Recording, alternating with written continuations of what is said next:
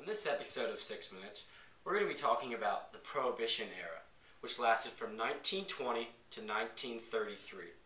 Prohibition is the illegal act of transporting, manufacturing, and selling alcoholic beverages. On January 16, 1920, the 18th Amendment was put into place along with the National Prohibition Act, which stated that any beverage containing more than 0.5% alcohol was illegal. The 18th Amendment was put into place to reduce crime, but crime was not reduced.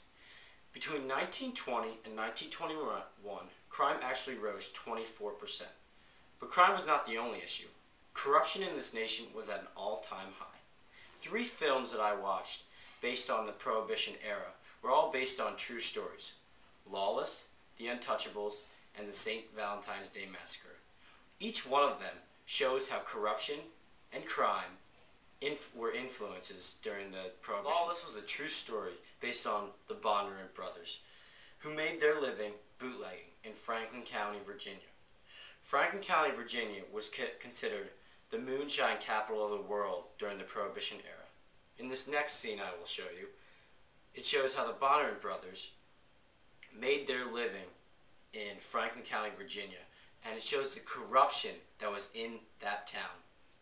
It is estimated that 99 out of every 100 people in Franklin County, Virginia were involved in the illegal... Me and my brothers were moonshiners, bootleggers. In 1920, they passed the Prohibition Act making the sale of alcohol illegal.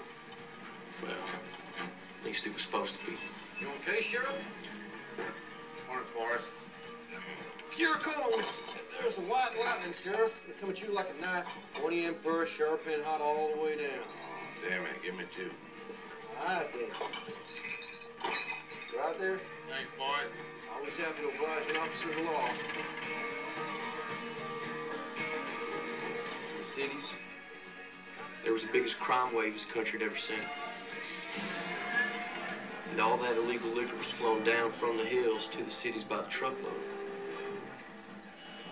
Both the St. Valentine's Day Massacre and The Untouchables were based on true stories of Al Capone. In The Untouchables, Elliot Ness is brought to Chicago to help take down Al Capone. After realizing that the police force is corrupt, Elliot Ness is forced to create his own team to take down Al Capone.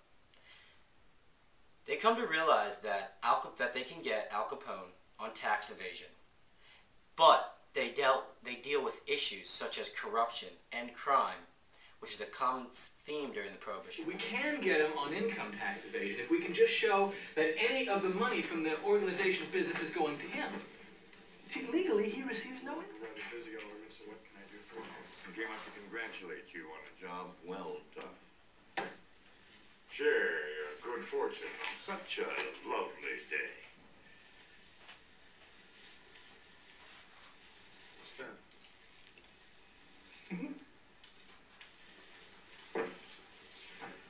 What is that?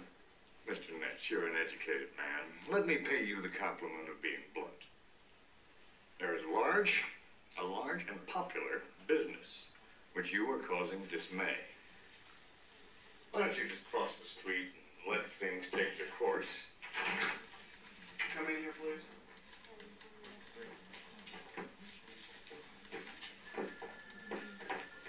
In Roman times, when a fellow was convicted of trying to bribe a public official, they would cut off his nose and set him in a bag with a wild animal and throw that bag in the river. You tell your master that we must agree to... The St. Valentine's Day Massacre is a true story of how Al Capone plotted to kill Bugs Moran, who ran the North Side Irish gang, which Al Capone wanted control over.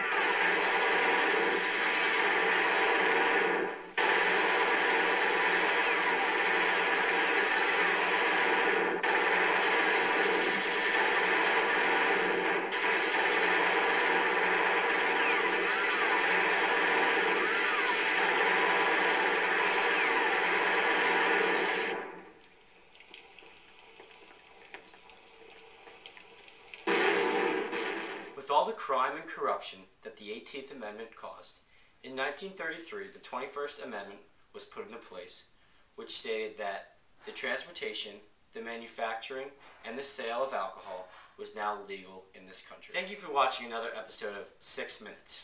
We'll see you next time.